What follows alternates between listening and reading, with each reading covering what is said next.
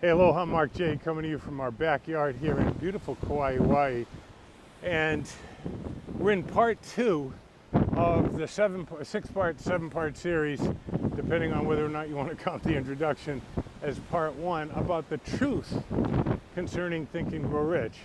Now, again, I am not criticizing the help that Think and Grow Rich has made for some people, but like myself, by the way, here's an original copy that I have with Napoleon Hill's actual signature, and this is one of the, well, let's put it this way, it's pretty valuable. So the truth about Think and Grow Rich begins with understanding the truth about Napoleon Hill.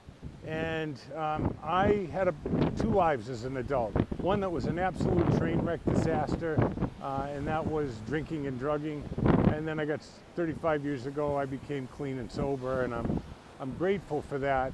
My shenanigans stopped. Hill's shenanigans followed him his entire life. He started in a lumber company in Alabama.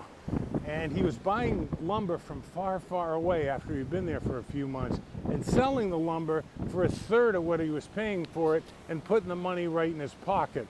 And of course, we're talking about the early 1900s, so it was very easy for him once they started to close in on him for getaway. Went to Washington, D.C., started a car manufacturing school. He's going to teach people how to own their own car business. But what they really did was pay him money to build cars. And of course, that failed. And he changed it to, we're going to teach you how to sell cars. That failed. He created big commissions or tuitions and walked away.